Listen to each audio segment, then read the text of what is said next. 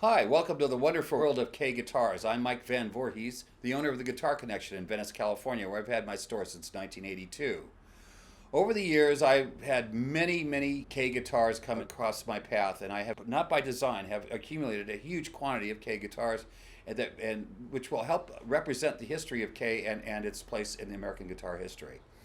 To begin with, right here, I have a K Venetian, which is from the late 1920s, a very unique guitar. They made two of these models. This is the fancier of the two. This one has been restored. The cheaper model had gold filigree down here. It had a mahogany or maple back and sides. This one has a rosewood back and sides, which connotates a more expensive model. And it's a very interesting sounding guitar, quite popular with bluesmen in the South in the 1930s and early 30s and late 20s.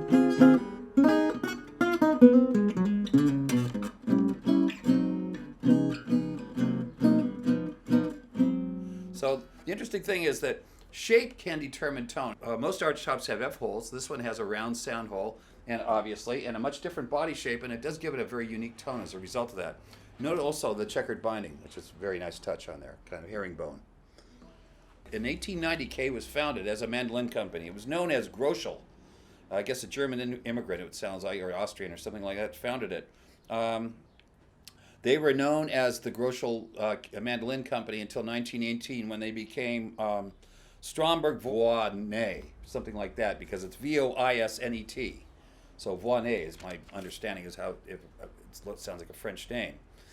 So what I'm going to skip to here is I have a very special, this is my favorite K of my own personal collection, and it's extremely rare. It's what I would call the Super 400 of Ks. It's a K Model 48. It was first put on the market in 1948 and discontinued about 1951 or 2. What makes it unique is that it has all the appointments of a very expensive Gibson guitar, like an ebony fingerboard, and these inlays are similar to the inlays that come on a Gibson Super 400, which is one of Gibson's top-of-line most expensive hollow bodies.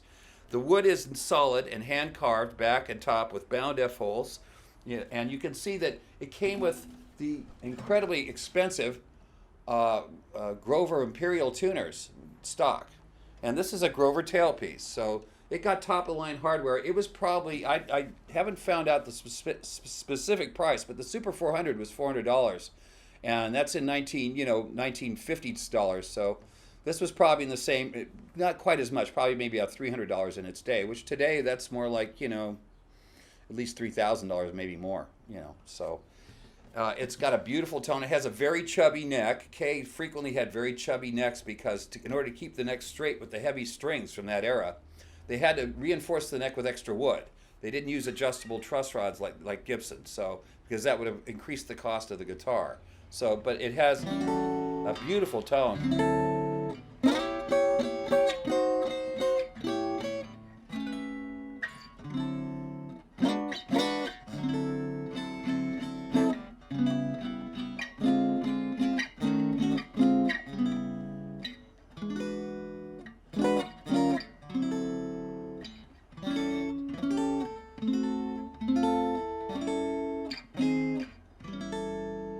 Beautiful tone. I just love this guitar. I feel very lucky to own it. They didn't sell very many of these. For about almost around 25 years, I've had this very rare K Silvertone. Silvertone was the name brand of the Sears Guitar Company. Anything that was audio or musical instrument was called Silvertone. And this is extremely unusual. See, when this was probably it's the only K I've ever seen with real abalone inlays or this fancy inlay pattern. Ks were not known for stuff like that. K basically sold, if you couldn't afford a Martin or a Gibson, you bought a K or a Harmony back in the old days. And it was convenient for Sears and Montgomery Wards, which were also located in Chicago, to buy guitars from either company. Both companies made guitars for Montgomery Ward or Sears. This is probably the most expensive and valuable one I've ever seen. I've had it for about 25 years. A very nice man named Michael Clue sold it to me years ago. I used to buy a lot of guitars from him. And I still have it to this very day.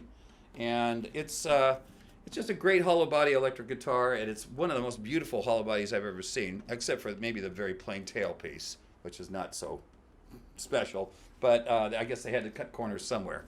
It came with top of the line Clouson tuners with the closed back, which was a new invention after in the early '50s, and came on Gibson and Fender guitars as well. The next one, probably near the top of the line to this one, would be this. I kind of call it my KL7. It's very similar to a Gibson L7, but it's got fancy inlays. Also, instead of an ebony board, it has a rosewood board. It has the lesser expensive Clouson tuners. And this is early 50s, beautiful flame maple there. And purchased at a vintage guitar show where I had a booth in Santa Monica about 15 years ago. And I usually pay more than other dealers. That's why I end up guitars like this. I happen to love arch tops where a lot of other dealers don't value them like I do. Kid came up asking for $1,000 for the thing. I said, no. He says, well, what do you offer? I said, I made a lot of money that day, so I offered him $5.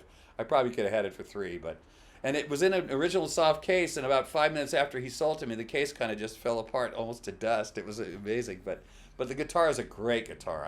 I just love the guitar, and it does have the big chubby neck still, but it's but they make them in a nice shape, and you can, once you get used to playing on it, it doesn't feel so strange. But initially, it feels strange compared to modern necks.